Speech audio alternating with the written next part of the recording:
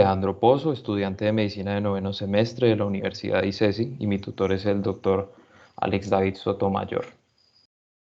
Entonces, en la charla de esta noche nos vamos a enfocar en el diagnóstico certero y la toma de decisiones del infarto agudo de miocardio con elevación del segmento ST.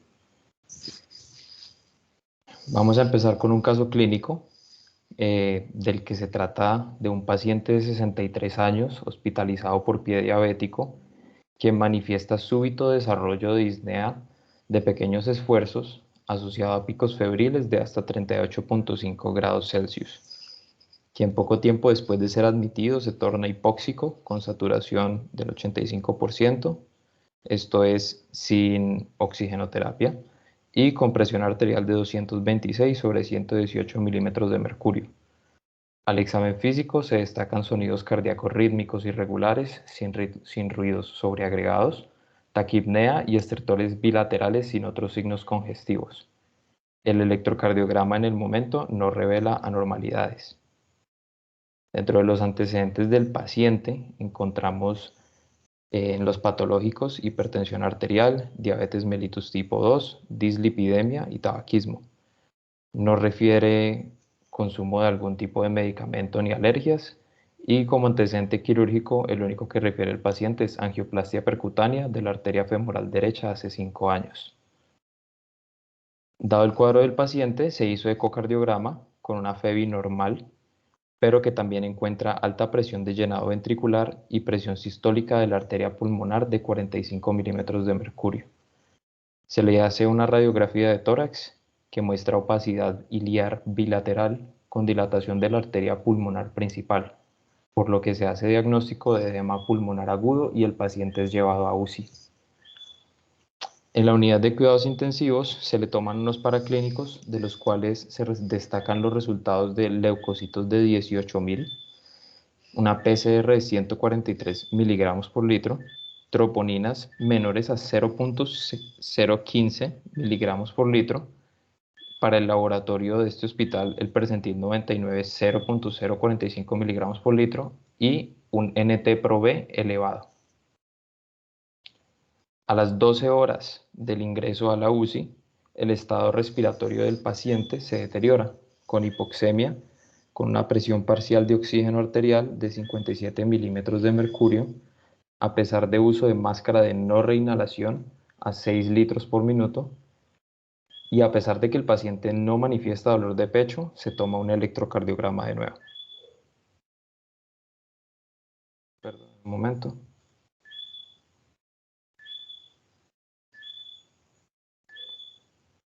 Este es el electrocardiograma del paciente. Entonces voy a darles unos segundos para que lo miren y continuamos.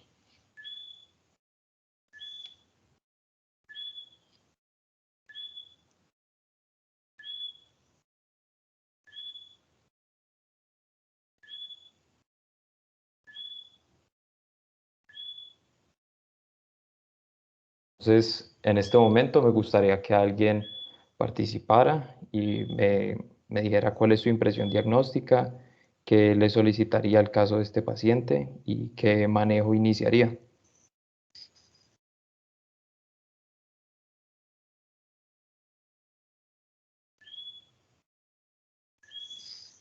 Pues, Sí, contame. pues según el EKG que mostraste ahí, el paciente tiene, pues como está bien el tema, un infarto con elevación del ST en las precordiales, desde B2 hasta P4, más o menos, que equivalen a la cara anteroceptal. Listo. Probablemente pues, este paciente tiene que ser llevado a cateterismo si el hospital tiene servicio de hemodinamia. Y antes de eso, pues le empezaría pues, su carga de doble terapia pues, con ASA y clopidogrel. Se me escapan. Para eso es esto, ¿no? El resto. Sí, sí, sí, está bien. Y ya, pues, Ok. yo iría marcando. Listo. ¿Le pedirías algo más de laboratorios? Tiene una troponina nomás, ¿sí? Pues igual ya con esa elevación del ST. ¿Qué más? Ya tiene radiografía de tórax, ¿no? Sí, ya tiene. Y el ecocardio. Por ahora no. Por Ok. ahora no. ¿Alguien más encuentra algo diferente en el electro? ¿O si concuerdan algo adicional?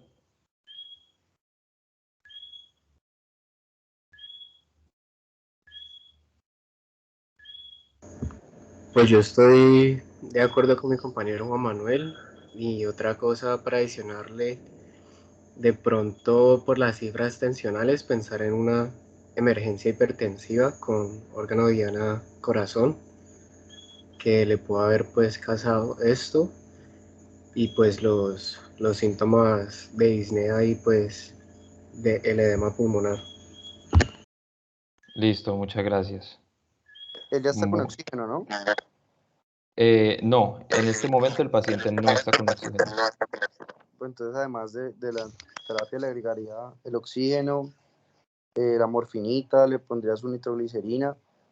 Y pensando también como en esas cifras, creo que eran como de 200 y pico, y lo que Ujú. dijo Carlos, le iniciaría pues, la disminución de la tensión arterial con la betalol, sí, la betalol, uno tiene que bajar creo que el 25% en el día. Eh, bueno, ya lo que nos va a seguir contando. Vale, listo. Muy bien. Entonces, vamos a empezar propiamente con la presentación. ¿Por qué es importante hablar de infarto agudo de miocardio en nuestro contexto? En 2020 el DANE reportó que de las 296.800 muertes que se registraron a nivel nacional, más de 43.000 fueron causadas por la enfermedad isquémica del corazón. Entonces es una patología altamente prevalente y que va a seguir registrándose entre más aumente nuestra expectativa de vida. Para hablar sobre las definiciones, porque es importante que todos tengamos una idea uniforme sobre los conceptos que vamos a tratar en la charla, entonces empecemos por el espectro del daño miocárdico. Existen diferentes patologías o condiciones que alteran la fisiología, que pueden alterarnos la entrega de oxígeno al corazón, pero que estas condiciones de por sí puede que causen o no daño miocárdico, y más allá del daño miocárdico pueden generar manifestaciones como pueden no hacerlo.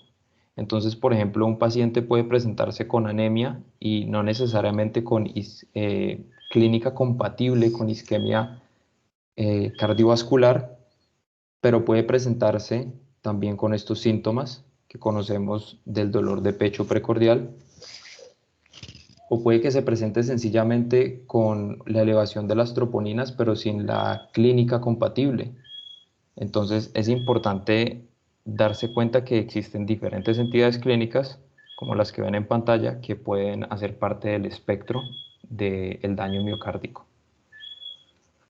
Para hablar propiamente de daño miocárdico, vamos a hablar de un valor de troponina sérica que esté por encima del percentil 99 del límite superior de la normalidad. Y se considera que el daño miocárdico es agudo si hay aumento o reducción de los valores de troponina. Listo, entonces tal vez con esta definición queda un poquito más claro la pregunta que se hizo para los que pudieron responderla en el Instagram del IMIG. Y cuando hablamos de infarto agudo de miocardio, nos referimos al aumento o descenso de las troponinas, por lo menos con un valor de las troponinas superior al percentil 99, sumándole la evidencia clínica de isquemia miocárdica. ¿Listo? Por lo cual, para hablar de infarto agudo de miocardio, necesitamos dos o más troponinas. A esto es a lo que se refiere clínicamente como una curva. En el cuarto consenso de la definición de infarto de miocardio, se identificaron 5 tipos que vamos a explorar más digamos, por separado. Pero a grandes rasgos, estos son la ruptura de la placa aterosclerótica, que es la causa más común de infarto agudo de miocardio, el desequilibrio entre el aporte y la demanda de oxígeno por causas no relacionadas con la aterotrombosis, la muerte cardíaca antes de tener troponinas o electrocardiograma que confirme el diagnóstico, el infarto relacionado con procedimientos coronarios invasivos percutáneos, y el infarto relacionado con la cirugía del bypass. Entonces, el infarto tipo 1 es el más conocido por la mayoría de nosotros seguramente. Se trata de la definición que les comentaba ahora y con al menos de una de las siguientes condiciones: la clínica compatible con isquemia miocárdica aguda, cambios isquémicos compatibles con el infarto agudo de miocardio en el electrocardiograma, que los veremos más adelante, la nueva aparición de ondas Q patológicas, la evidencia por imagen de pérdida de miocardio viable o anomalías regionales en la motilidad de la pared, que sean nuevas y que sigan un patrón compatible con etiología isquémica, o la identificación de un trombo coronario por angiografía con imagen intracoronaria o por autopsia. El infarto tipo 2 es probablemente uno de los más difíciles de identificar cuando cuando uno está, digamos, en el momento de estudiar esta patología. Pero como les comentaba antes, las entidades clínicas que caben dentro de esta categoría de infarto son aquellas que generan un desequilibrio entre el aporte y la demanda de oxígeno y que no se relacionan con aterotrombosis. Entonces aquí podemos meter la hemorragia que compromete la oferta de oxígeno del corazón, una taquiarritmia que se manifiesta como isquemia miocárdica, el vasoespasmo coronario, la hipotensión, la embolia coronaria, entre otras. Aquí hay unos esquemas de cómo estas patologías pueden afectar la entrega de oxígeno al corazón. El infarto tipo 3 básicamente es aquel que ocurre en un paciente que se muere por un infarto agudo del miocardio y que tuvo síntomas compatibles, pero que no se le pudo tomar un electrocardiograma ni troponinas antes de que se muriera. El infarto tipo 4 es el que está relacionado con las intervenciones coronarias percutáneas. El 4A es cuando ocurre directamente con la intervención. El 4B es cuando ocurre relacionado con la trombosis del stent, es decir, el paciente sale después de que se le haga su terapia de reperfusión y agudamente sufre una nueva oclusión del stent.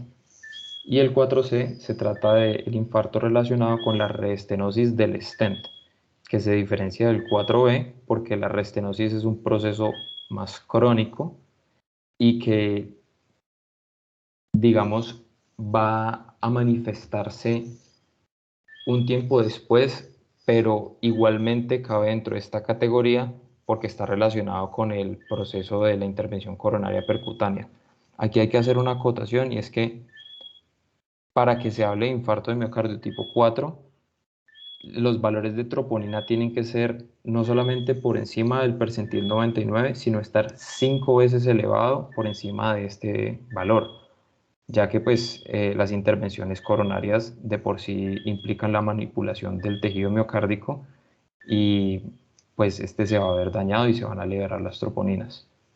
Y el infarto tipo 5, el de la cirugía, va a requerir que las troponinas estén elevadas 10 veces por encima del percentil 99 de la normalidad. Porque pues claramente la cirugía, por decirlo así, abierta, implica un daño mucho más marcado. Por último, les quiero definir o recordarles la definición de infarto recurrente versus reinfarto. Y es que el reinfarto es aquel que ocurre en los 28 días siguientes al evento incidente, mientras que el infarto recurrente es aquel que ocurre en los 28 días posteriores al evento incidente. Dentro de las manifestaciones clínicas del síndrome coronario agudo, se han descrito bastantes, pero las que tenemos que tener más presentes son las que ven en pantalla. El dolor precordial, descrito como típico de la angina, es un dolor opresivo que los pacientes pueden describir como aplastante o que pueden incluso no referirse a él como un dolor, sino como una sensación de tener un peso muy grande en el pecho. Palpitaciones, disnea, dolor mandibular, dolor de hombros y manifestaciones que son un poco más inespecíficas como el dolor epigástrico, la indigestión y más generales como la diaforesis, palidez, síncope, mareo, náuseas y la sensación de muerte inminente.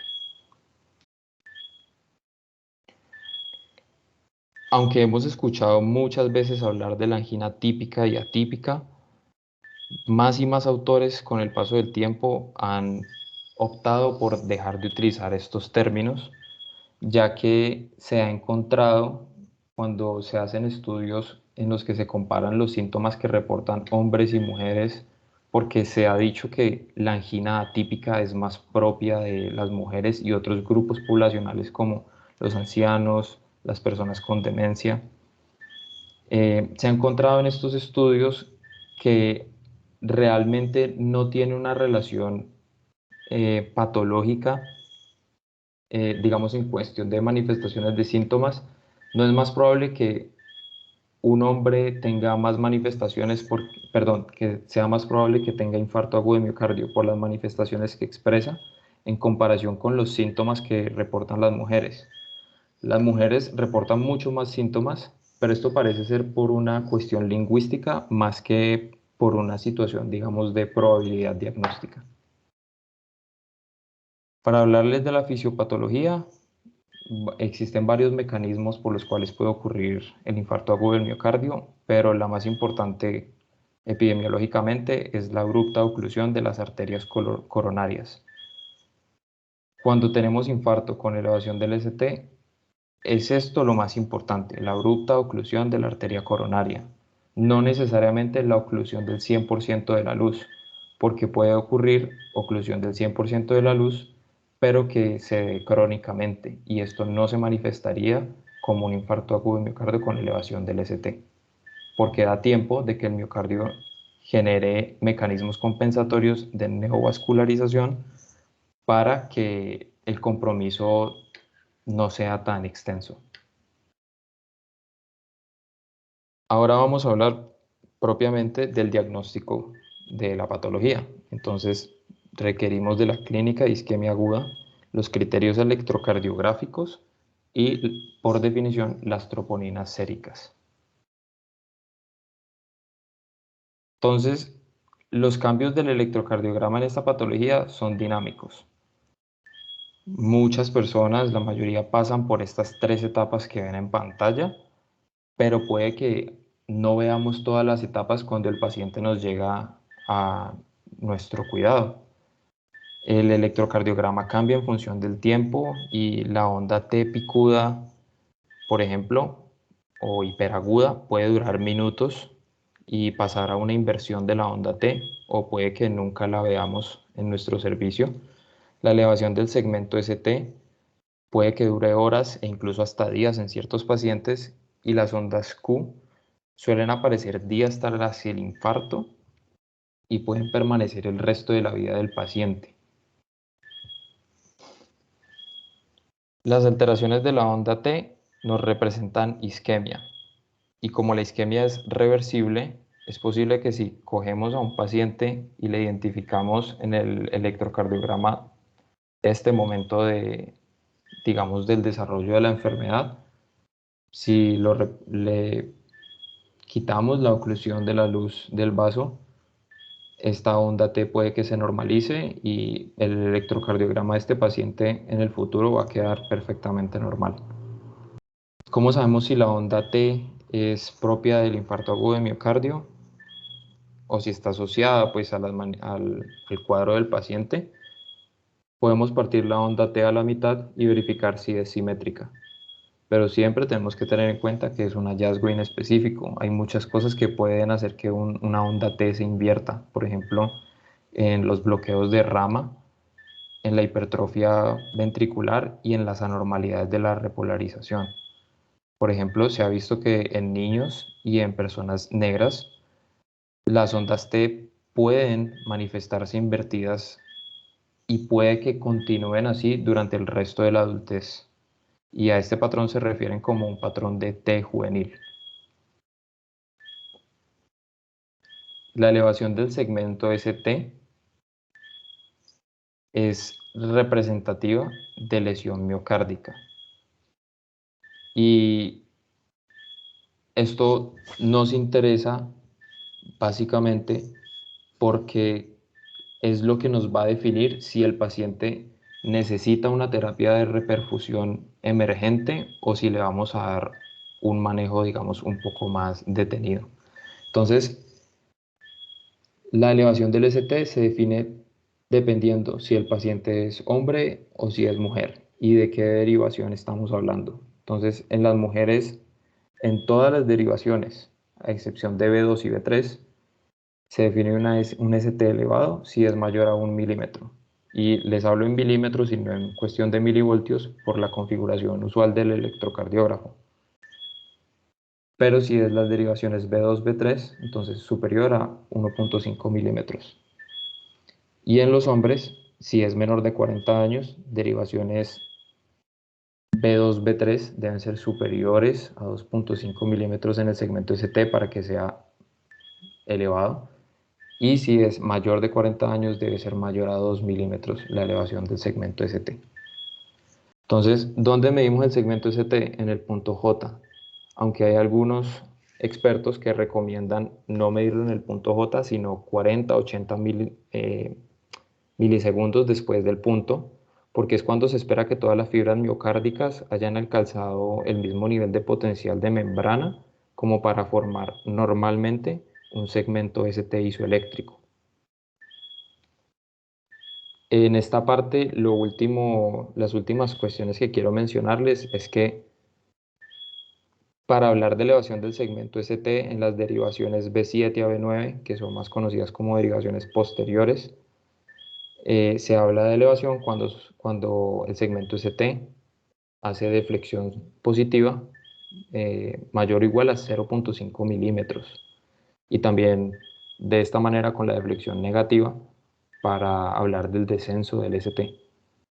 En los pacientes con infarto agudo de miocardio de la cara inferior se recomienda que se hagan las derivaciones precordiales derechas B3R y B4R para buscar la elevación del segmento ST e identificar el infarto del ventrículo derecho que tiene otro pronóstico y un manejo que tiene unas aristas. Y por último, la depresión del segmento ST en las derivaciones B1 a B3 indica isquemia miocárdica, especialmente cuando la onda T es positiva. Esto es un hallazgo que equivale a la elevación del segmento ST. Pero hay otras cosas que nos pueden elevar el segmento ST y dentro de estas patologías, por ejemplo, la pericarditis, aneurisma ventricular, hipocalcemia, el bloqueo de rama izquierda. Hay cuestiones específicas del electrocardiograma que nos pueden ayudar a distinguir qué es qué. Ahora vamos a hablar de las ondas Q, que son las ondas típicas de la necrosis del miocardio. Y estas ondas, como les comentaba, pueden tomar horas, varios días en formarse, pero pues suelen persistir el resto de la vida. Se habla de una onda Q patológica si tiene más de 1 milímetro de duración en el sentido horizontal o si tienen un tamaño superior al 25% de la amplitud del QRS. Entonces, si tenemos un QRS, por ejemplo, de 10 milímetros y nuestra onda Q mide 4 milímetros, pues es significativa y es indicativa de necrosis del miocardio. Otros patrones que les quiero mencionar para que tengamos presentes: la obstrucción del tronco común, también conocida como la enfermedad multivaso, hace referencia a la depresión del segmento ST en 8 o más derivaciones con elevación del segmento ST en ABR. Entonces, en este electrocardiograma lo notamos. Independientemente si es hombre o es mujer, vemos que está más de 2 milímetros elevado y tiene depresión del segmento ST en 9 derivaciones. Los criterios de Sgarbosa nos ayudan a identificar si el bloqueo de rama izquierda que tiene el paciente ahorita está viéndose alterado en el electrocardiograma por clínica de infarto agudo de miocardio, porque antes se solía pensar que cualquier bloqueo de rama izquierda con clínica compatible con el infarto agudo de miocardio significaba que el paciente necesitaba terapia, significaba que era producto del infarto. Entonces los criterios de Sgarbosa nos ayudan a identificarlo con más seguridad. Tiene una especificidad del 100% y una sensibilidad del 50%. Y digamos que no importa si sabemos identificar el bloqueo de rama izquierda o no en el electrocardiograma, pero lo que es necesario saber es que el bloqueo de rama izquierda se manifiesta de forma discordante. Entonces, el QRS normalmente, si es en deflexión positiva, va a tener una onda T en deflexión negativa. Entonces, esto nos serviría para identificar el cumplimiento de los criterios. Y los criterios son positivos si dan 3 o más puntos. Entonces, el tercer criterio, que es el de 2 puntos, pues no sería necesario aprendérselo en este orden de ideas. Si tenemos un segmento ST elevado y que es concordante con la deflexión positiva del QRS, nos da 5 puntos, hacemos el diagnóstico. Si tenemos la depresión de un segmento ST mayor o igual a 1 milímetro en derivaciones de B1 a B3 y es concordante, como lo ven en este segundo, también nos hace el diagnóstico. Tiempo después se reevaluaron estos criterios y esto con el fin de darle mejor sensibilidad, y se eliminó el tercer criterio del modelo original que les acabo de enseñar y lo reemplazaron con una nueva regla en la que se evalúa más bien el cociente más que el valor absoluto de, digamos, de la deflexión. Entonces se habla de que es positivo si el cociente del QRS respecto al ST es menor a menos 0.25. Perdón.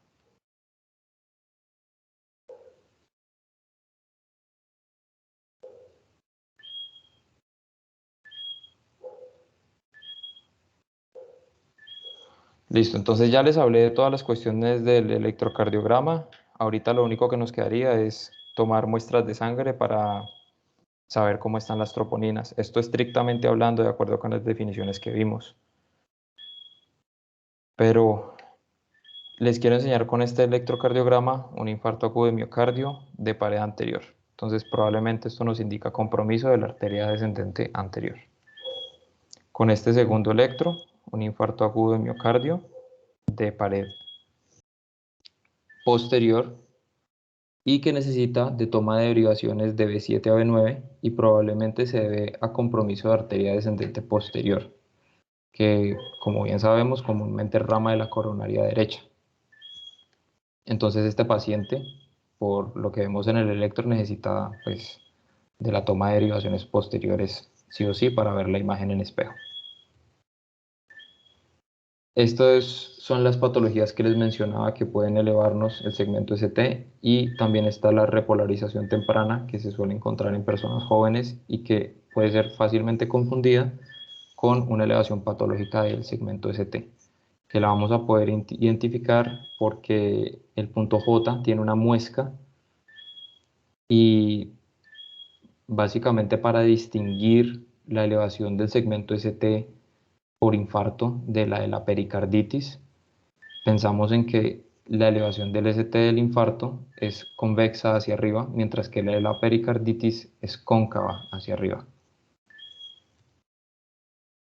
Para hablarles de las troponinas, son necesarias, como les comentaba, si somos estrictos con las definiciones, pero no vamos a esperar a su resultado y mucho menos a tener una curva para tomar decisiones si tenemos un electro con elevación del ST. Y las troponinas pueden ser medidas por ensayos de alta y ultrasensibilidad. Por ejemplo, en la Fundación Valle del Lili se usa la tecnología PADFAST, que es una troponina ultrasensible con puntos de corte en hombres mayores de 21 años de 27.9 nanogramos por litro y de 20.3 nanogramos por litro en mujeres también de 21 años, mayores de 21 años. ¿Por qué es importante la distinción entre las de ultra y alta sensibilidad? Porque las troponinas de ultra sensibilidad nos hacen una medición de troponinas mucho más bajitas que las de alta y más fácilmente nos permiten identificar lo que es y lo que no es un infarto. Sí, las troponinas de alta sensibilidad tienen una zona gris en las que es probablemente un hallazgo de infarto o probablemente no. Con las de ultrasensibilidad no nos pasa. Y permite que tomemos la curva entre 0 y 1 hora, mientras que las de alta sensibilidad requieren de una curva que va de 0 a 3 horas o de 0 a 6 horas, dependiendo del ensayo que se haga en la institución. Existen otras causas que nos pueden elevar las troponinas, incluyendo la insuficiencia cardíaca, la miocarditis o la contusión cardíaca. Y estos son condiciones todas cardíacas, claramente. Y hay condiciones sistémicas como la sepsis o la enfermedad renal, la embolia pulmonar, que nos pueden aumentar también el valor de las troponinas séricas. Por último, antes de entrar en el manejo, no olvidemos la clasificación de Killip y Kimball, que tiene un alto valor desde su aparición en los 60s para encontrar pacientes en los que se está presentando falla cardíaca aguda producto del infarto agudo de miocardio y que nos dicen sobre la mortalidad a 30 días. Esta escala es vigente, está siendo validada. Por ejemplo, en Brasil se validó en 2014 y se encontró que sigue siendo bastante precisa. Bueno, entonces entremos en la cuestión del manejo. Entonces, aunque a muchos médicos les parece que ya no deberíamos utilizar la mnemotecnia MONA para el manejo agudo del infarto agudo del miocardio, sobre todo porque la morfina y la oxigenoterapia no son elementos obligatorios del manejo agudo. Esta mnemotecnia es bastante útil para, recordar las intervenciones que tenemos que hacer de forma aguda. De todos estos medicamentos que vemos en pantalla, los beta bloqueadores son los que se han asociado a reducción de la mortalidad porque permiten la prevención de la isquemia recurrente y de las arritmias ventriculares que ponen en riesgo la vida. La antiagregación plaquetaria dual con medicamentos que bloquean la P2Y12 y el ASA. Las estatinas para la estabilización de la placa ateromatosa. La oxigenoterapia, ya les comentaré cuál es el pero de esta intervención.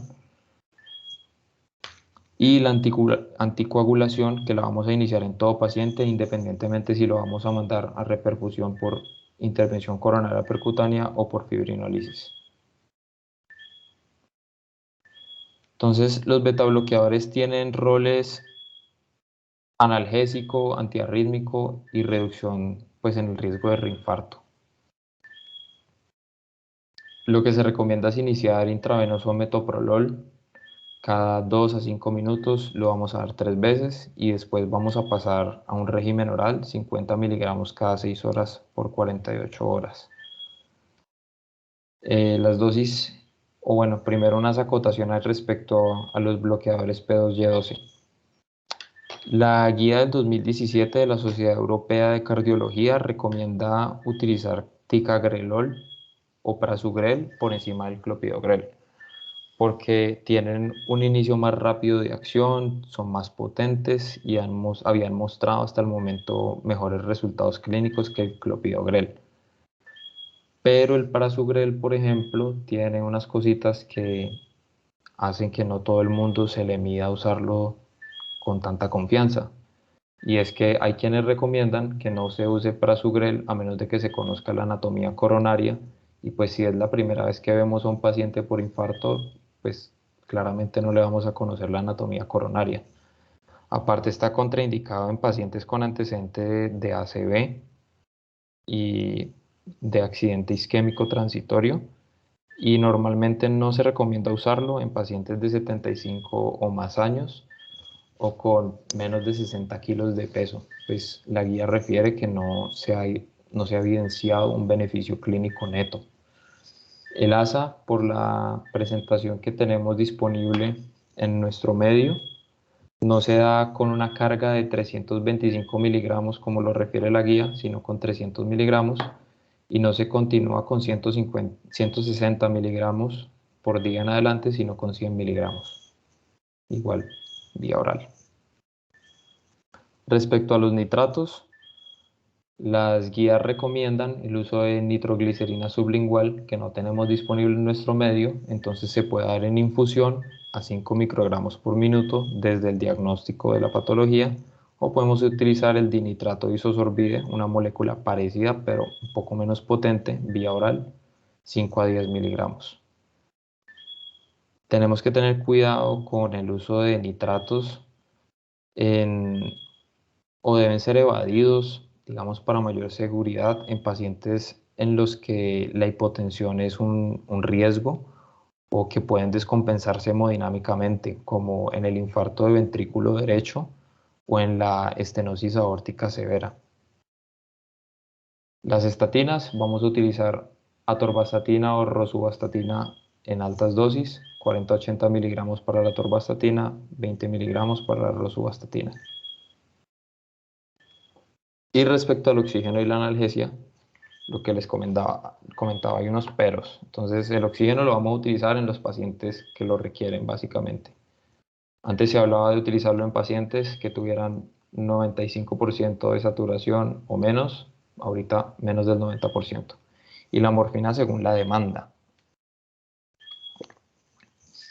¿Por qué utilizar morfina? Porque a muchos pacientes pues sencillamente les duele, y se ha visto que los pacientes con más dolor pueden tener peores desenlaces, y además el dolor aumenta la carga de trabajo miocárdica, lo cual se va a manifestar con mayor compromiso del corazón.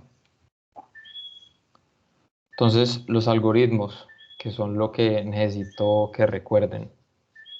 Entonces, nos llega el paciente, clínica compatible, le tomamos el electrocardiograma y la primera pregunta es: ¿tengo tiempo para mandar a mi paciente a intervención coronaria percutánea? Entonces, si el sitio donde hacen esta técnica de reperfusión está a menos de 120 minutos, alerto al centro de que voy a mandar al paciente, le cuento la historia y lo saco. Cuando el centro recibe al paciente, ellos deben iniciar el paso de guía a los 90 minutos de que ha sido diagnosticado el infarto con elevación del ST. Esto es una medición que las guías refieren tipo core, y es más como de un control de calidad que se les hace a los equipos de hemodinamia de que estén haciendo el trabajo en los tiempos que se recomiendan. Pero hay 120 minutos para pasar la guía, básicamente desde el diagnóstico. Y desde aquí quiero decirles que la intervención coronaria percutánea es la mejor opción si el paciente ha tenido síntomas en las últimas 12 horas. ¿Listo? Si no tenemos tiempo, entonces vamos a pasarle el bolo, de fibrinolisis. Y este bolo se debe pasar en 10 minutos desde el diagnóstico electrocardiográfico. Y de todas formas el paciente se va a llevar a un centro con capacidad para hacer intervención coronaria percutánea. Lo que pasa es que vamos a evaluar el éxito de la fibrinolisis con criterios de reperfusión. Entonces, esto es importante porque nos dice si vamos a mandar a este paciente en un plazo de 24 horas o si lo vamos a mandar urgente a una ICP de rescate. Entonces los criterios de reperfusión exitosa es una resolución del segmento ST superior al 50% de su deflexión, 60 a 90 minutos después de que se administra el bolo, que el paciente esté estable hemodinámicamente y que haya mejoría de las manifestaciones de isquemia o bueno, dolor torácico persistente. Esta gráfica lo que nos quiere mostrar es que ambas terapias de reperfusión están recomendadas 1A por la guía del 2017 durante las 12 horas desde el inicio de síntomas del paciente. Después se habla de un infarto con elevación del ST de evolución larga y se recomienda más la ICP primaria en los pacientes que están inestables hemodinámicamente o arritmias y ya pierden mucho la fuerza de la fibrinolisis. Quiero también decirles en este momento que la ICP se elige preferencialmente cuando tenemos infarto agudo de miocardio y paro cardiorrespiratorio o infarto con un electro no interpretable, que son los bloqueos completos de rama o el marcapasos ventricular, y en pacientes con síntomas de evolución mayores a 12 horas y con un electro que evidencie isquemia en curso, dolor presente o recurrente y con los cambios dinámicos que les mostré, dolor presente o recurrente y signos y síntomas que me avisen que está ocurriendo falla cardíaca, shock o alguna arritmia, pues especialmente algún ritmo de paro. La ICP primaria es preferida porque es superior a la fibrinolisis en la reducción de mortalidad, reinfartos y reduce el riesgo de accidente cerebrovascular. Aquí están las dosis que recomienda la Sociedad Europea para el tratamiento fibrinolítico, ya sea que mandemos al paciente, cuando mandamos al paciente para fibrinolisis se recomienda usar alguna de estas terapias. La mayoría conocemos el uso de alteplasa, un bolo intravenoso de 15 miligramos y después 0.5 miligramos por kilo intravenoso durante 60 minutos. En cuanto al tratamiento anticoagulante, podemos utilizar heparina no fraccionada, un bolo intravenoso de 60 unidades por kilo, máximo 4.000 unidades, y después una infusión, como se les muestra la gráfica. Pero también se puede utilizar enoxaparina si el equipo tiene experiencia usándola o fondaparinox, dependiendo de los protocolos institucionales.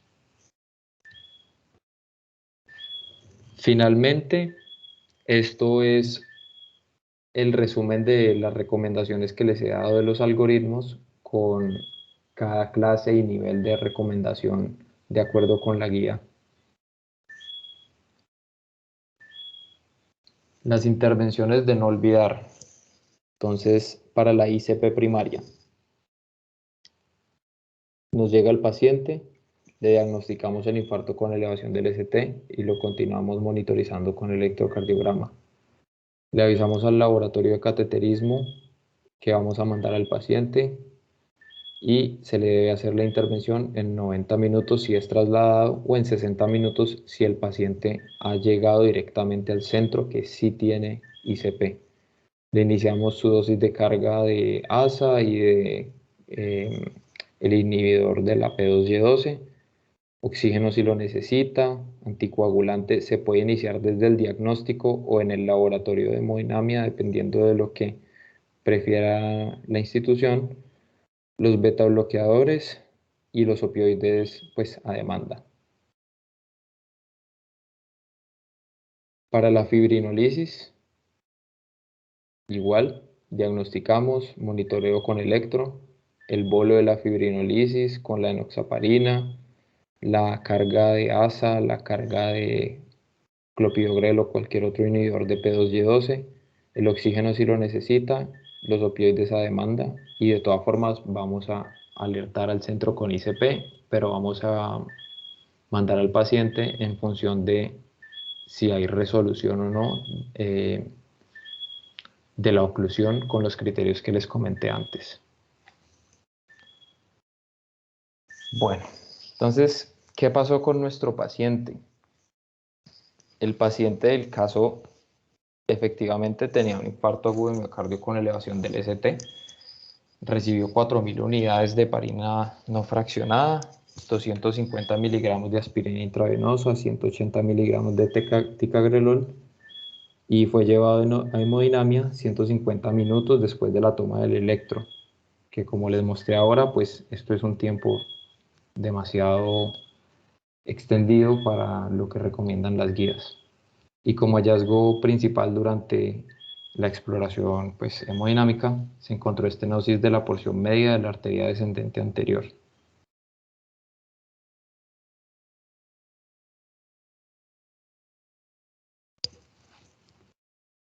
Lamentablemente, el paciente falleció.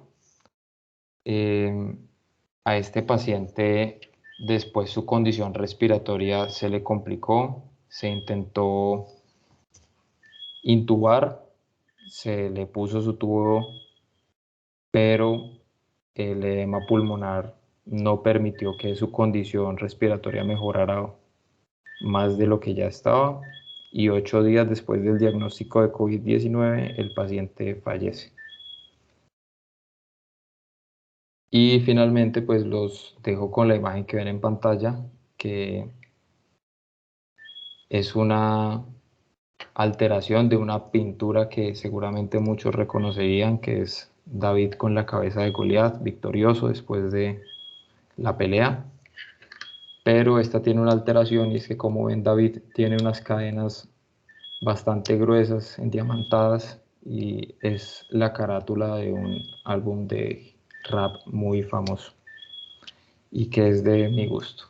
Entonces, muchas gracias por su atención, y a partir de este momento, pues cualquier duda que tengan sobre la presentación o para el doctor Sotomayor, estamos atentos. José, permíteme felicitarte, me parece una exposición que fue concisa, fue completa y se abordaron varias cosas que son necesarias para su práctica clínica. Es importante tener en cuenta una cosa, muchachos. Se expresaron cosas que se hacen según las guías y basadas en la evidencia, que son muy buenas, pero tengan en cuenta también nuestro medio, ¿cierto? Ustedes ahorita mismo se están formando en Fundación Valle de Lili, donde hacemos cosas más estrictas y más pegadas a las guías, porque tenemos la exposición y la capacidad de acceder a todo lo que el sistema de salud tiene que ofrecer. Se irán dando cuenta, por ejemplo, que nosotros en Fundación, cuando tenemos un paciente con un síndrome coronario, ponemos la carga de aspirina, de ASA, ¿cierto? La anticoagulación y la estatina, pero podríamos no poner el inhibidor C2, PY2. Y esto sucede porque los pacientes que van a ser llevados a cateterismo cardíaco, como nosotros tenemos tiempo puerta aguja de 120 minutos, es decir, nosotros podemos llevar a cateterizar a los pacientes, nosotros esperamos, porque los pacientes podríamos llevarnos la sorpresa, ¿cierto? En caso de que encontrábamos enfermedad multitronco que requiriera de un cateterismo, más que de un cateterismo, de una revascularización miocárdica abierta, pues el hecho de haber usado el inhibidor nos haría tener que esperar 5 días para poder llevarlo a cirugía, para que se pudiese hacer el washout de el clopidogrel, el ticagrelol o cualquiera que sea. Por eso ustedes se dan cuenta que nosotros no ponemos en paciente agudo, si tiene menos de 120 minutos, el clopidogrel sí va a ser llevado a intervención percutánea. No obstante, si ustedes se encuentran en otro centro, en otra unidad o en otra ciudad, debería ser, como dijo José Alejandro, la regla a seguir.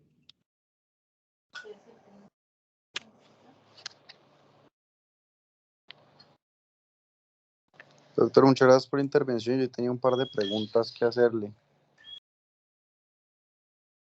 Claro que sí. La primera es en cuanto a las troponinas. Digamos, Pues yo tengo entendido que uno puede utilizar el delta de troponinas como un indicador de positivismo. Pero, ¿qué pasa, digamos, si el delta me da positivo, pero ambas troponinas están en zona gris? ¿Yo lo considero como unas troponinas positivas o como... Ok, Excelente pregunta. ¿Quién habló? Juan Manuel. como en el Montero, doctor? Juan Manuel, excelente pregunta. Es importante entonces tener en cuenta lo siguiente, ¿cierto? Muy bien lo dijo José. El paciente que se encuentra sufriendo de un síndrome coronario agudo, bien sea con elevación del ST, sin elevación del ST, angina estable o inestable, considera su nombre al hecho de que se encuentra daño miocárdico en presencia de isquemia, ¿cierto? Que se traduce en un aumento de las troponinas por encima del percentil 99 si es un tipo 1. Hasta aquí estamos claros, ¿cierto? Es la condicionalidad de tiempo la que nos hace buscar curvas de troponina. Ese protocolo se llama rule in o rule out. Es decir, queremos saber si una troponina hace un delta en el tiempo, positiva o negativa. Es decir, que sube más del 20% del valor con respecto al que se inició o también baja con respecto al valor. Es decir, si se mueve entre zonas, porque si sube quiere decir que si estaba normal y subió, quiere decir que no, la primera troponina la tomamos antes de que hubiese pérdida importante del músculo miocárdico y luego al pasar la hora ya hubo la elevación. O el episodio contrario, ha ido disminuyendo porque se ha depurado y estas cosas. Entonces, es importante tener en cuenta que para que la condicionalidad del delta se presente, debería ser uno de los valores debe ser por encima del percentil 99. Es decir, si el percentil 99 es 23 y al paciente lo encontré con 36, 40 y luego me bajó hasta 12, eso es un delta considerable que puede ser considerado positivo. Y el caso contrario, si está en 15 y se sube, tiene que pasar el percentil 99, es decir, si 23 o 25, dependiendo de la persona. No sé si respondí tu pregunta. Sí, doctor. O sea, para yo considerar que es positivo, algunos de los valores tienen que pasar el percentil 29. Exacto, sí, señor. Lo dijo usted más claro que yo.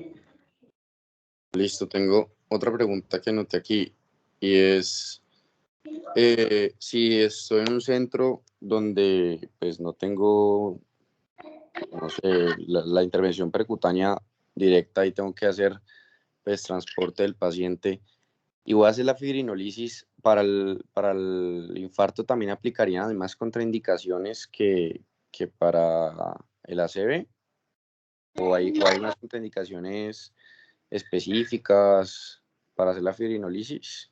No entiendo, o sea, si hay un checklist en síndrome coronario para aplicar la fibrinolisis, sí lo hay, ¿cierto? Para fibrinolisis en síndrome coronario agudo, sí, hay un checklist que tú tienes que verificar que te va a dar unas contraindicaciones relativas y unas absolutas para realizar la trombolisis, ¿cierto? Que hay un paciente que tenga un riesgo alto de sangrado, consumo de anticoagulación previo, que tenga un sangrado activo, que tenga una clase funcional deteriorada, riesgo de mortalidad temprana, ¿vale? Que hay y siempre se supone que en las unidades coronarias debería ese checklist encontrarse colocado a la altura de la sala de reanimación y ¿cómo es? A la altura de la sala de reanimación y a la vista de todo el personal, ¿cierto? Y debe leerse en voz alta antes de la realización de la trombolisis, ¿cierto? Entonces, las presiones arteriales, ¿cierto? La diferencia sistólica, trauma facial severo en los últimos 3 meses, cirugía reciente mayor con alto riesgo de sangrado, si es en ocular que no sea de cámara posterior, ¿cierto? La cámara anterior sí se puede, problemas de coagulación, paciente embarazada, ¿cierto? Y enfermedades sistémicas severas como cáncer avanzado o paciente que esté en fin de vida.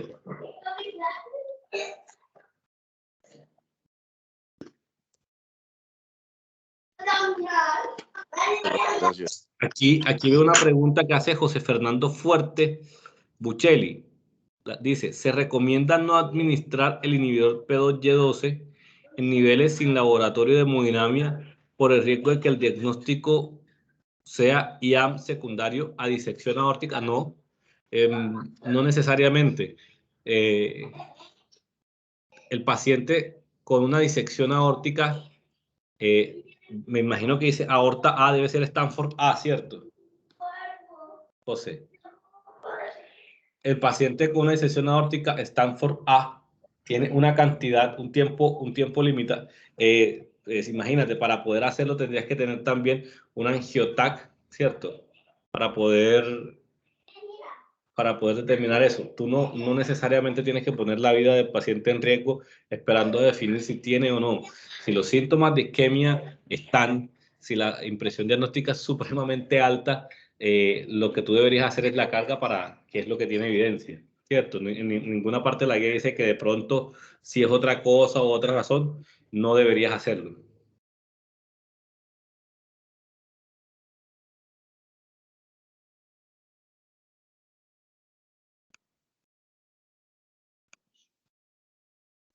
Aquí hay otra pregunta.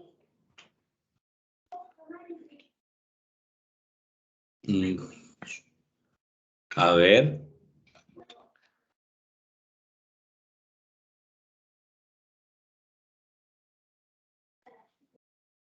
Si hay otra pregunta, estoy viendo que llega.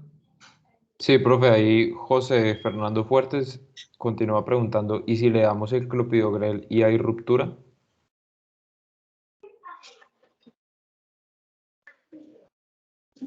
Ya, buena pregunta. La verdad, cuando tú tienes, o sea, hay estudios que hablan de qué podría pasar, ¿cierto? Con el clopidogrel y su acción, ¿cierto? Pues, y cómo inhibe o cómo inhibe la formación o sea, cómo reduce elementos elementos trombóticos, pero a la vez incrementa, que a la vez aumenta el tiempo de sangrado. Si un paciente, ¿cierto?, tiene una ruptura de un aneurisma, ¿verdad?, aórtico, Stanford A, ¿cierto?, la posibilidad de que sobreviva es muy baja si no se lleva rápido e inmediatamente a cirugía. Las intervenciones que tú hagas, ¿cierto?, no podrías no tener un mayor, una mayor, ¿cómo es? Intervención. ¿Qué quiere decir? La mortalidad de la ruptura aórtica, del aneurisma de la ruptura aórtica que no esté contenida, ¿cierto? Que esté consangrado, es supremamente alta. Entonces, de todas maneras, te queda, pero en caso de que no lo sea, te queda muy complejo explicar por qué en un paciente con signos y síntomas sugestivos de síndrome coronario agudo no hiciste intervención.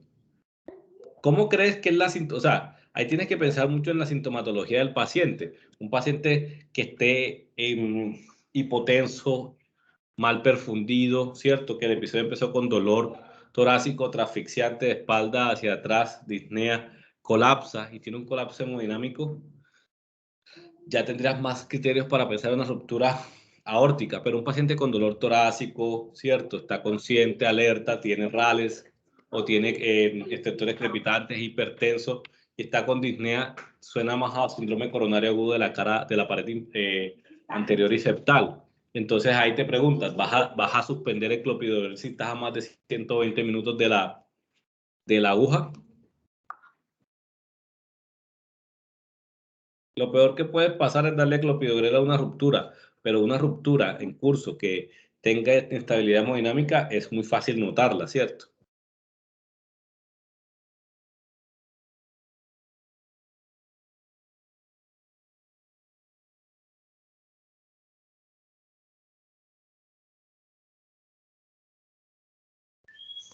Profe, Brandon Barrios también estaba levantando la mano. Por favor, Brandon. Doctor, mi pregunta es si entonces debemos de tomar en cuenta las presentaciones pues, atípicas de infarto clásicas que hay para hacer el diagnóstico de un infarto agudo al miocardio, o si realmente no tienen utilidad. Entonces, vamos a hablar un poquito y volvámonos, ¿cierto? Cuando tú hablas de presentación atípica, hablas de presentación atípica de dolor torácico, ¿cierto? Más no de infarto agudo del miocardio. Tú estás Sí, pensando doctor, en dolor torácico, ¿cierto? Tú estás pensando en dolor torácico de características típicas y atípicas. Ese dolor torácico, ¿verdad? De características típicas o atípicas o dolor torácico no anginoso, vienen de los criterios de Diamond, ¿cierto? De 1987, 89, si mal no estoy, están por ahí por esa época, antes de que todos naciéramos. Y esos criterios de Diamond, lo que tratarán de decirte, o según los estudios que habían para ese entonces, era lo siguiente. ¿Qué tan probable era, o cuál era la probabilidad con ciertos signos clínicos y síntomas que ese paciente pudiera tener un dolor torácico cardíaco, ¿cierto? Entonces, esa clasificación de angina típica, que era los 3 criterios, angina típica de 2 criterios y dolor torácico, angina de 2, te pueden sugerir la calidad de la posibilidad de que tengas o no un evento coronario. Sin embargo, tú tienes que estratificar el riesgo para síndrome coronario, ¿cierto? Y hay otros scores, como por ejemplo el HART, el CHEST, Philips, ¿cierto? Y hay criterios o scores que vas a utilizar cuando tienes un síndrome coronario, que ya sería el Grace, ¿vale? Entonces, simplemente tú puedes utilizar esa clasificación de dolor típico o atípico para hacer una sospecha diagnóstica sobre si tiene infarto agudo del miocardio o no y definir el requerimiento de la estratificación, ¿cierto? Invasiva, no invasiva, ¿ya? Todavía se sigue usando mucho y sirve para describir la semiótica de ese paciente con dolor torácico. Pero te está hablando de dolor torácico, no de síndrome coronario. Sí se puede usar como una aproximación inicial en la valoración de un paciente que llega al servicio de urgencia con dolor en el pecho, ¿cierto?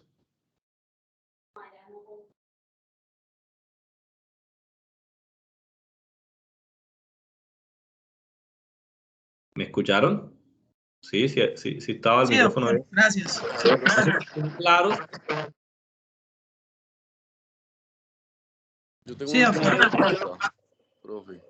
Se escucha con interferencia.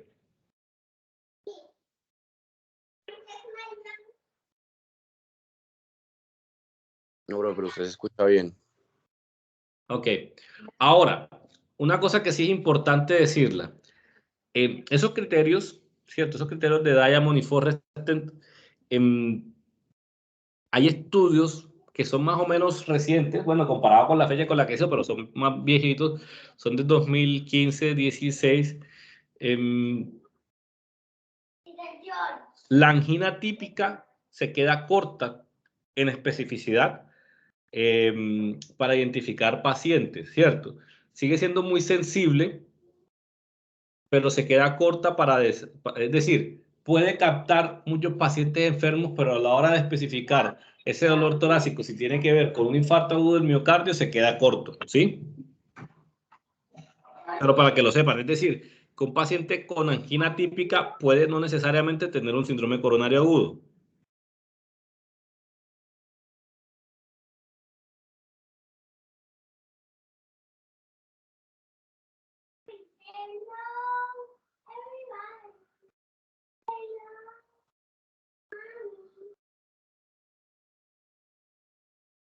¿Otra pregunta u otra duda?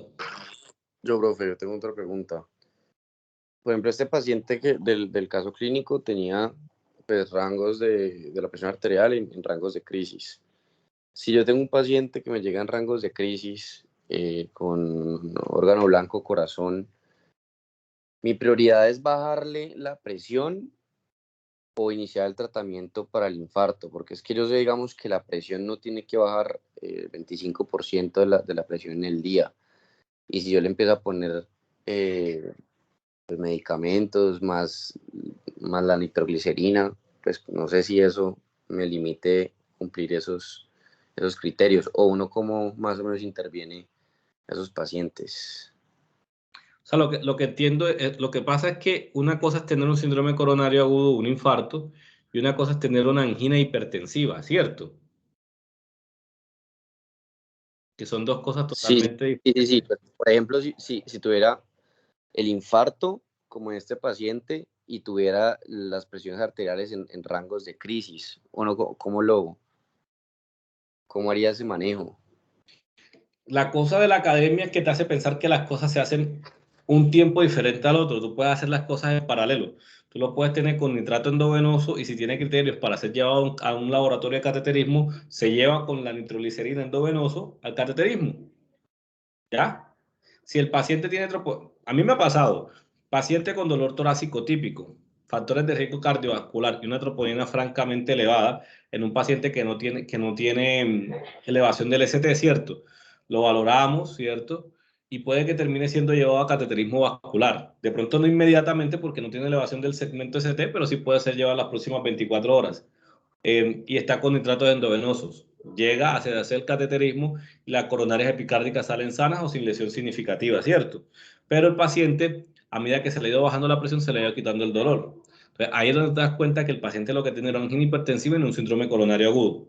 A veces te va a quedar muy difícil saber si la elevación de la presión arterial, ¿cierto?, es la que está causando la liberación o la injuria miocárdica, o si es que el infarto agudo del miocardio está conllevando a una hipertensión arterial. A veces uno no sabe por dónde empezó el proceso o el problema. Y lo que tienes que hacer es trabajar en paralelo. Lo que ustedes están aprendiendo, ustedes aprenden epidemiología, diagnóstico, tratamiento, no sé qué, pero cuando uno está trabajando en el servicio de urgencia y ya de médico, uno se da cuenta que esas cosas suceden en unísono. Mientras uno pide examen, uno pone medicamentos para tratar de aliviar lo que tiene el paciente. Entonces puede ser en paralelo todo. Una cosa no demora la otra.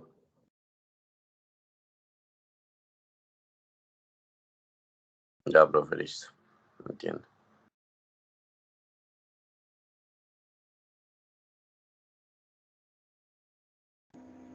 Doctor, una pregunta, ¿qué tan disponible es el ticagrelor?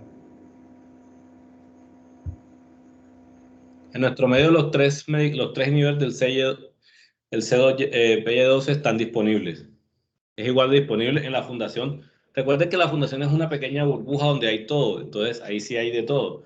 Ya ustedes verán en qué parte de donde terminen. Una de las primeras cosas que ustedes tienen que hacer cuando llegan a trabajar a un centro hospitalario, bien sea en su rural o ya como médicos generales, ustedes tienen que preguntar qué tengo, ¿cierto? Siempre llegan al servicio de urgencia, siempre buscan el carro de paro, siempre lo abren y siempre lo ven y preguntan a dónde está el centro de a cuánto está el centro de mayor complejidad. Siempre preguntan por cuál es el perfil de resistencia de la comunidad para saber qué antibióticos colocar y si tienen medicamentos de qué complejidad de nivel lo tienen, ¿cierto? En la fundación los tres están disponibles, en Colombia los tres están disponibles, Prasugrel, Ticagrelor y Clopidogrel.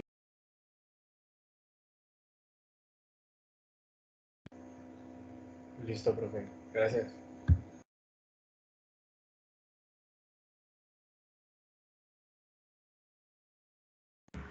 Profe, vuelvo a la duda, qué pena.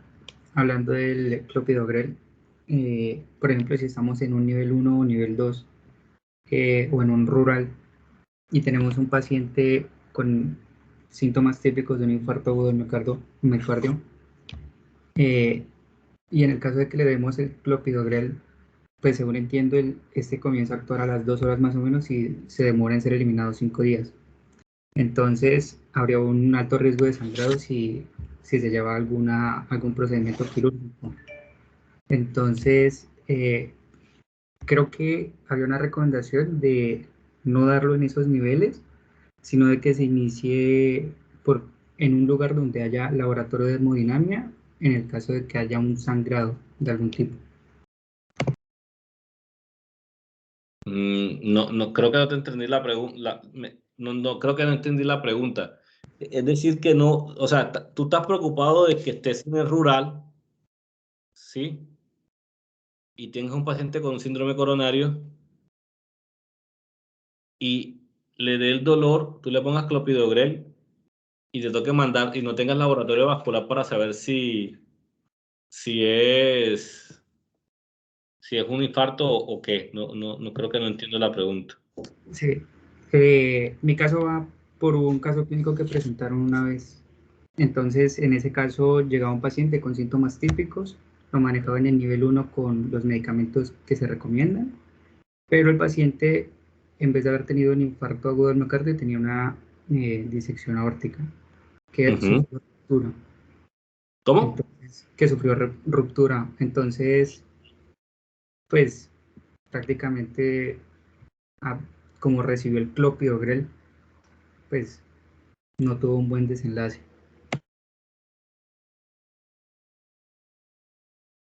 Lo que pasa es que 8 de cada 10 pacientes con ruptura, cuando tienen una aneurisma aórtica que se rompe, se mueren, ¿cierto? Y más si no están en un nivel de alta complejidad, ¿cierto? Yo te aseguro que ese médico no le fue mal, ni tuvo mal, porque uno o sea, eso es un evento adverso que sucede, pero la forma de culpar a la persona queda compleja, ¿cierto? Si nos ponemos a estudiar la prevalencia de síndrome coronario agudo con elevación del ST en nuestra población versus una ruptura de un aneurisma, siempre tienes que pensar en usar el clopidogrel. ¿Ya? Profe, pero ¿qué beneficio tendría usar el clopidogrel en el caso? Por ejemplo, es que planteaban de que el único beneficio pues real que tenía este medicamento era prácticamente evitar que se tapara el stent. Claro, es importante en ese momento, pero la pregunta es, ese centro hospitalario donde sucedió, ¿a cuánto estaba del centro donde se iba a colocar la angioplastia, donde se podía hacer una trombolisis? No, profe, no me acuerdo. Fue hace un Porque año eso más. ¿Ah? No, fue hace mucho, un año más o menos. No me acuerdo. Entonces, ahí está la cosa, ¿cierto? ¿Qué tal que fuera una vereda alejada, tardía, donde la ambulancia no va a llegar sino hasta dentro de 4 horas y luego se demora 6 horas en llegar a un centro de segundo nivel? ¿Ya? Cuando tú ves algunos estudios o registros de la vida real, ¿cierto? Tú ves que los inhibidores de la 6-OP12 se usan para tratar de reducir, independientemente que vayan a PCI o no, para disminuir los MACE. Los MACE son unas bolsas epidemiológicas donde se van los eventos cardiovasculares mayor, ¿cierto? Entonces hay estudios que están siguiendo pues qué está pasando con estos medicamentos. Está el Prometheus, está el GRAP, está el Crusade, pues que revisan cómo les va con eso.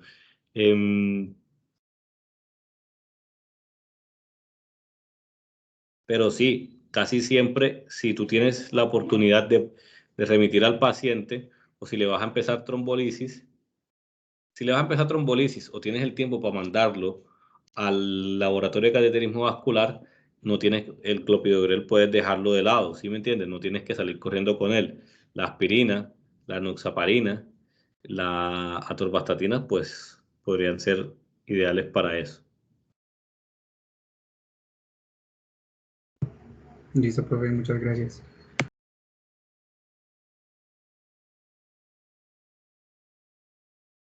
Otra pregunta.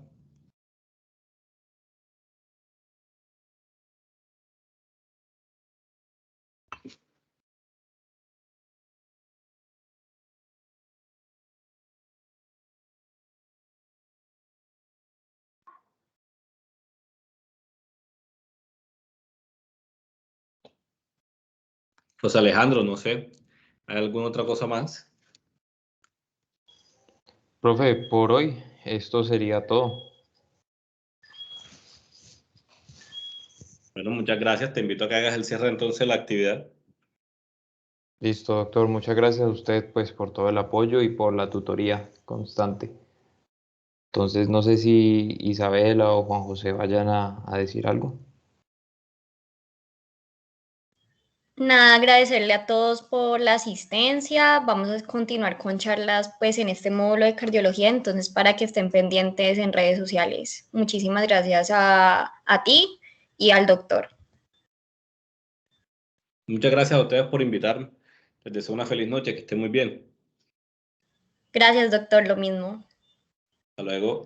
Feliz noche, Doc. Hasta luego. Chao, chao.